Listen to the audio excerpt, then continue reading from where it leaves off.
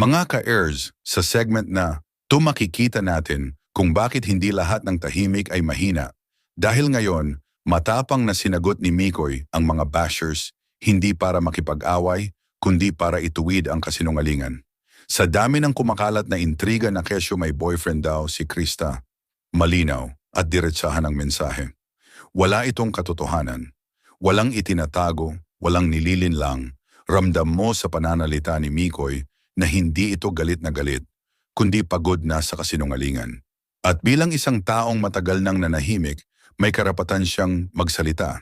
Hindi niya ginawa ito para sa sarili lang niya, ginawa niya ito para ipagtanggol si Krista, isang babaeng paulit-ulit na dadamay sa mga kwentong gawa-gawa lang ng ilang taong gutom sa atensyon. Ang maganda dito, hindi siya bumaba sa level ng bashers. Walang mura, walang paninira pabalik. Ang meron lang ay katotohanan at paninindigan. At sa panahon ngayon, bihira na yung ganitong klaseng sagot, yung hindi maingay pero tumatama. Dito mo makikita na ang Mikris ay hindi basta tandem lang. Ito ay binuo sa respeto at malinaw na boundaries. Para sa mga nagsasabing scripted lang o pakitang tao, tanungin ninyo ang sarili ninyo. Kung may tinatago, bakit haharap? Kung may kasalanan, bakit magsasalita? Ang totoo, walang dapat ikatakot si Mikoy, kaya siya nagsalita. Dahil alam niyang malinis ang konsensya niya at malinaw ang sitwasyon ni Krista. At dito nagsisimula ang mas malaking mensahe ng segment na to na hindi lahat ng chismis ay dapat palakihin. Pero may mga pagkakataong kailangan mo talagang tumayo at magsabi ng totoo, lalo na kung may taong nadadamay at nasasaktan. Mga ka-heirs, sa ikalawang segment mas lalong lumilinaw kung bakit tama lang ang ginawa ni Mikoy. Dahil hindi ito drama, hindi ito cloud chasing, ito ay depensa. Depensa laban sa maling akusasyon, depensa laban sa paninira, at higit sa lahat, depensa para sa dignidad ni Krista bilang isang babae. Napakasakit pakinggan na may mga taong basta na lang mag-iimbento ng kwento. May boyfriend daw, niloloko raw ang fans, ginagamit lang daw ang tandem. Pero kung titignan mo ang galaw ni Krista, ang focus niya ay malinaw. Trabaho, pag-aaral, at personal growth. Walang kahit anong ebidensya ang mga paratang, puro haka-haka lang na pinalaki ng social media. At dito mo makikita kung gaano kaprotektibo si Mikoy, hindi sa controlling way, kundi sa responsableng paraan. Hindi niya sinabing, manahimik kayo, kundi ipinaliwanag niya kung ano ang totoo. At yan ang malaking kaibahan, katotohanan ng panlaban, hindi galit. Si Mikoy rin ay hindi ligtas sa paninira. Siya rin ay binabato ng kung ano-anong akusasyon. Pero imbes na magpakabiktima, pinili niyang maging kalasag. Hindi lang para sa sarili niya, kundi para sa tandem na binuo nila ng maayos at may respeto. Sa ganitong paraan, mas lalo mong maiintindihan kung bakit buo pa rin ang tiwala ng maraming supporters sa Mikris. Sa segment na to, malinaw na ipinapakita na ang Mikris ay hindi produkto ng chismis, kundi resulta ng tamang paggabay, tamang asal, at tamang intensyon. At kung may mga taong pilit itong winawasak, mas lalo lang nilang pinatutunayan na may halaga ang tandem na to. Mga ka-heirs, sa huling segment, gusto kong idiin ang pinakamahalagang aral sa lahat ng ito. Hindi kailanman natatalo ang katotohanan. Maaaring matabunan ito ng ingay pansamantala, pero darating at darating ang oras na lilitaw ito. Tulad ng ginawa ngayon ni Mikoy.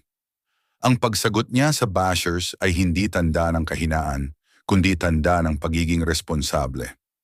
Responsable bilang isang public figure, responsable bilang katandem, at responsable bilang isang taong may respeto sa babaeng dinadamay sa maling kwento.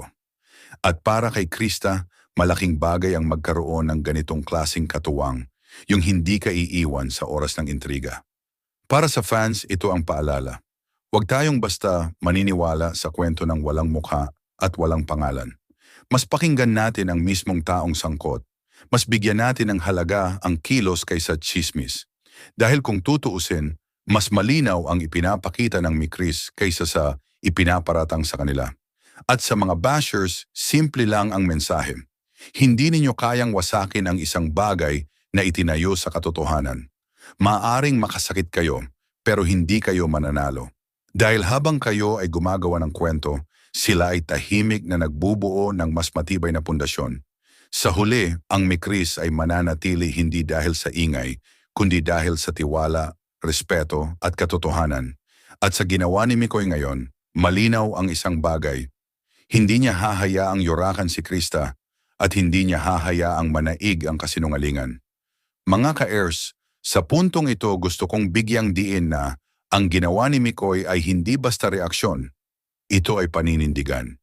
Sa panahon na madaling magkalat ng kasinungalingan, pinili niyang tumayo hindi para magpasikat, kundi para itama ang mali. At malinaw na malinaw, hindi niya hinayaan na si Krista ang patuloy na masaktan dahil sa mga kwentong walang basehan.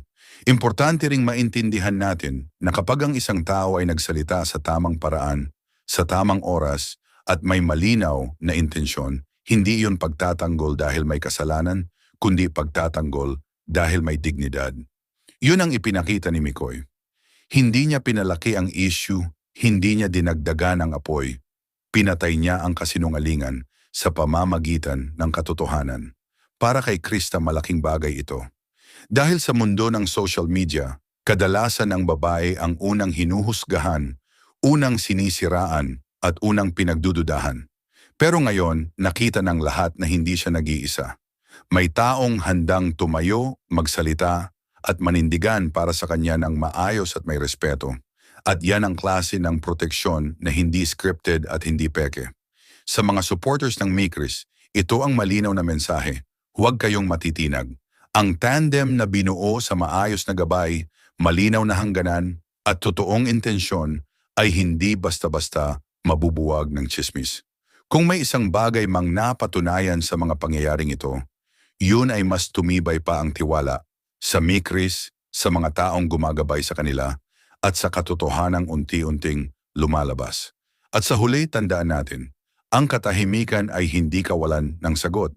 Minsan ito ay paghihintay ng tamang oras para magsalita, at kapag dumating ang oras na iyon, tulad ng ginawa ni Mikoy, sapat na ang ilang salita para ipakita kung alin ang totoo at alin ang gawa-gawa lang. Mga ka-heirs, sa pagtatapos ng reaksyon na ito, isang bagay lang ang malinaw. Ang Mikris ay nananatiling matatag dahil ito ay nakatayo sa katotohanan. Maaring may ingay, may bashers, may gumagawa ng kwento, pero sa huli ang nananatili ay yung totoo. At ngayon, sa maayos at matapang na pagsasalita ni Mikoy, nabigyan ng linaw ang mga isyong matagal nang pinapalaki ng ilan.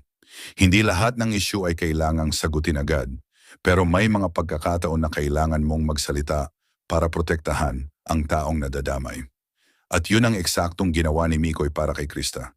Hindi para magpabango ng pangalan, kundi para ipakita na may hangganan ang paninira at hindi lahat ay dapat palampasin. Para sa mga fans, ito ang paalala. Huwag mawala ng tiwala. Ang tandem na binuo sa respeto, disiplina, at tamang gabay ay hindi basta guguho. Mas lalong tumitibay kapag sinusubok. At sa kabila ng lahat ng intriga, andiyan pa rin ang suporta mula sa pamunuan, sa mga naniniwala, at sa mga taong tahimik pero solid na nagmamahal sa Mikris. Sa mga bashers, simple lang ang mensahe. Hindi ninyo kayang sirain ang isang kwento na walang bahid ng kasinungalingan. Maaaring makasakit ang salita, pero panandalian lang yan. Ang katotohanan, kahit mabagal, palaging dumarating. At para kina Mikoy at Krista, bilang reaction host at bilang supporter, masasabi ko lang, ituloy ninyo ang tahimik pero marangal na landas. Hindi kailangan ng ingay para patunayan ang tama.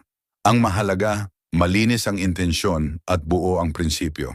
Mga ka-heirs, salamat sa pakikinig, sa patuloy na pagsuporta, at sa pananatiling kalmado sa gitna ng ingay. Tandaan natin, ang Mikris ay hindi kwento ng tsismis. Ito ay kwento ng katotohanan, respeto at paninindigan.